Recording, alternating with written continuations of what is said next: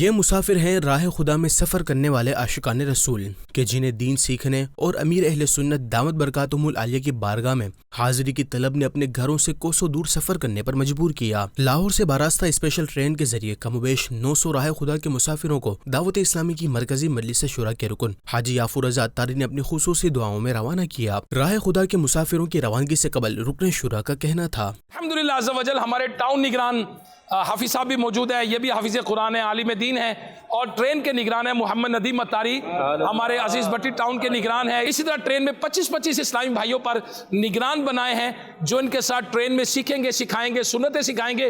نیک اعمال کے شعبے نے پورا سکیجول بنایا ہے کہ کس طرح نماز سیکھنی ہے، وضو کا طریقہ سیکھنا ہے، غسل کا طریقہ، نماز کا طریقہ، اور اندر فجر کے بعد مدنی حلقہ، تہجد اور عاشقان رسول ہو سکتا ہے کہ کچھ روزہ بھی رکھیں گے، سحری بھی کریں گے انشاءاللہ۔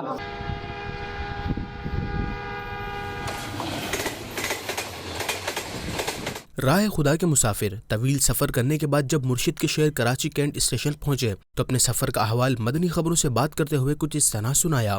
الحمدللہ اس اسپیشل ٹرین کا خاصہ یہ ہے کہ اس میں با جماعت نمازوں کا اہتمام ہوتا ہے، علم دین سیکھنے سکھانے کے جدول ہوتے ہیں، اور الحمدللہ اسلامی بھائی راستے میں آتے ہوئے ہزاروں بار درود پاک پڑھتے ہوئے الحمدللہ کراچی پہنچ چکے ہیں امیر اہل سنت کی زیارت کرنے کے لیے۔ بہت اچھا سفر گزرا ہے ماشاءاللہ۔ ہمارے جو ذمہ داران ہیں انہوں نے تدفین کورس کروایا ہے اور درس و بیان بھی ہوتا ہے، اور نماز فجر با جماعت ادا کرنے کے بعد تفسیر حلقہ اور شجرہ شریف اور وظائف بھی پڑھے جاتے ہیں۔ جہاں سے چلیں وہاں سے یہاں تک خوب نیکی کی دعوت، بہت کچھ ہی سیکھنے کو ملا ہے۔ کراچی آئے اس لیے ہے امیر اہل سنت سے انشاءاللہ اللہ کے ولی سے ملاقات کریں گے اور برکتیں حاصل کریں گے، مدنی مذاکرے سنیں گے، 3 دن ادھر مدنی قافلہ کریں گے، مدنی حلقے بنائیں گے انشاءاللہ۔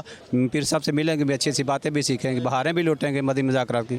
Head constable railway police Sukkur Muhammad Arif کا کہنا تھا کہ 10 سال سے عاشقان رسول کی اسپیشل ٹرین کو کراچی لے کر آتا ہوں۔ 10 سال سے دعوت اسلامی بھائیوں کی ٹرین میں لے کے آتا ہوں۔ انشاءاللہ 10 سال سے جان و مال کی سیکورٹی کا حساب کتاب بالکل بہتر ہے۔ انشاءاللہ نہ ہی کوئی ایسا ناخوشگوار واقعہ پیش آیا ہے اور انشاءاللہ نہ ہی آئے گا، اور انشاءاللہ پیارے اسلامی بھائی سارے محفوظ کینٹ اسٹیشن پر آ گئے ہیں۔